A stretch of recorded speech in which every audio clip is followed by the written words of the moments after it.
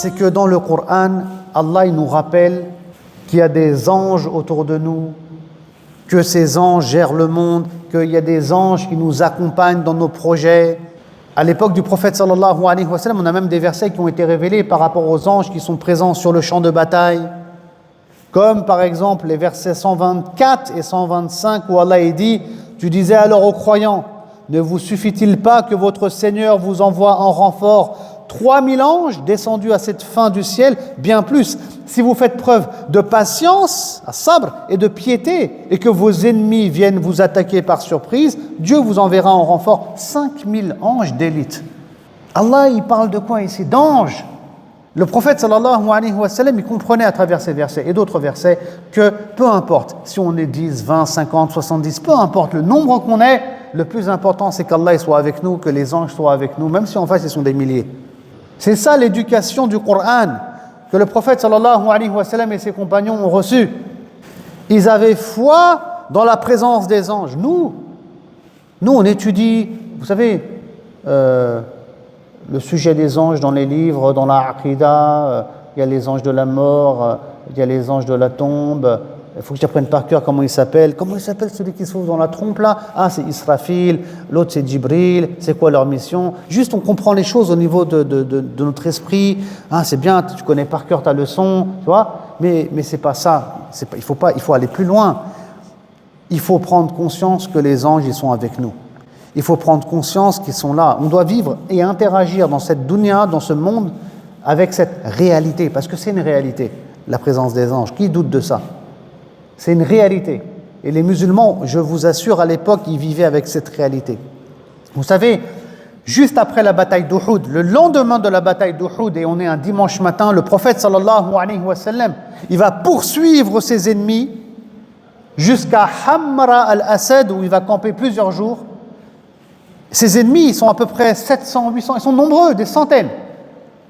Et comme dit l'imam al-Bukhari, on retrouve ces informations chez Ibn Kathir, entre autres, ils étaient 70 les musulmans seulement. 70!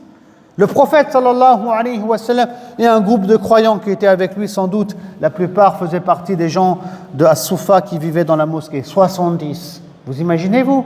Et ils vont comme ça poursuivre des centaines et des centaines d'ennemis. Pourquoi? Parce qu'ils n'ont pas peur dès lors qu'Allah il est avec eux. Ils n'ont pas peur dès lors que les anges sont avec eux. Mais pour ça, bien sûr, dans ces versets que j'ai cités, il est mentionné qu'on doit patienter, on doit être pieux. C'est ça l'éducation, c'est une promesse d'Allah. Si tu patientes, si tu es pieux, si tu l'invoques, Allah subhanahu wa ta'ala, si tu es persévérant, eh bien Allah il te donnera la réussite. C'est ça que Allah subhanahu wa ta'ala nous enseigne dans le Coran. Et Allah il fera intervenir ses anges. Et le prophète sallallahu alayhi wa sallam, il vivait ainsi et il a réussi sa mission. Donc, il faut avoir conscience de la réalité des anges, interagir dans ce monde comme s'ils étaient réellement là, parce qu'ils sont là. C'est pas comme, ils sont véritablement là, les anges.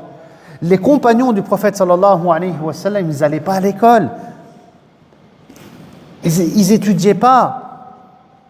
Ils vivaient le Coran, ils pratiquaient le Coran.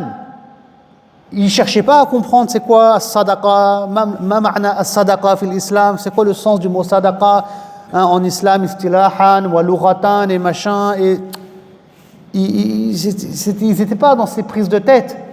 Ils pratiquaient la sadaqa, ils donnaient à autrui. Aujourd'hui, un des problèmes qui touche notre communauté, c'est qu'on cherche toujours à comprendre, à philosopher, à essayer de mieux comprendre, à mieux concevoir. On parle beaucoup. Regardez, même moi, je suis en train de parler. Tout le monde parle, partout. Mais on est peu dans l'action. À l'époque du prophète sallallahu alayhi wa sallam, c'était l'inverse. On était beaucoup, voire presque que dans l'action. Les compagnons du prophète sallallahu alayhi wa sallam, pour vous dire comment ils avaient conscience de la réalité des anges, lors d'une autre bataille qui s'appelle la bataille des coalisés, Al-Ahzab, le prophète sallallahu alayhi wa sallam, il y avait un fossé qu'il avait fait creuser au nord de Médine, alors que ses ennemis sont en train de partir, parce qu'Allah il a envoyé un ouragan. L'histoire elle est longue, alors je m'excuse de ne pas développer. Le prophète sallallahu alayhi wa sallam, il va envoyer Huzaifa ibn al-Yaman de l'autre côté du fossé. Il va lui dire, va voir ce qui se passe, parce qu'on ne voyait rien. Une tempête de sable, un ouragan, il fait froid. Et Huzaifa ibn al-Yaman, il va observer quoi? Il voit de ses yeux. il va voir quoi? Il va voir des idolâtres qui sont en train de partir, des feux qui s'éteignent, donc les tentes qui sont arrachées par l'ouragan. Mais quand il revient avec le prophète sallallahu alayhi wa sallam, il lui dit « Alors qu'est-ce que tu as vu ?» Regardez sa réponse, il va dire « J'ai vu les anges qui sont en train de mettre de la terreur dans leur cœur. » Parce que la réalité c'est ça. Allah subhanahu wa ta'ala, il envoie ses anges, comme j'ai dit tout à l'heure, par milliers. Allah subhanahu wa ta'ala, il envoie ses anges comme il a envoyé à Badr. Et ces anges, ils mettent de la peur et de la terreur dans les cœurs de ceux qui combattent les croyants. Et c'est ça, c'est cette réalité qui fait qu'ils sont perturbés, qu'ils ont peur, que leurs feux sont éteints, qu'ils sont en train de partir.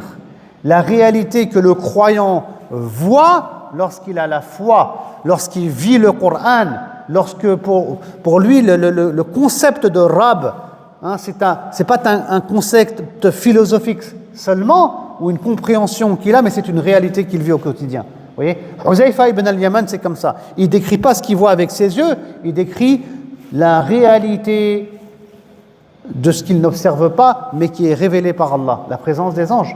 Il faut qu'on arrive à s'élever dans ces degrés-là, Inch'Allah. Donc ils vivaient, les compagnons aussi, finalement, le Coran.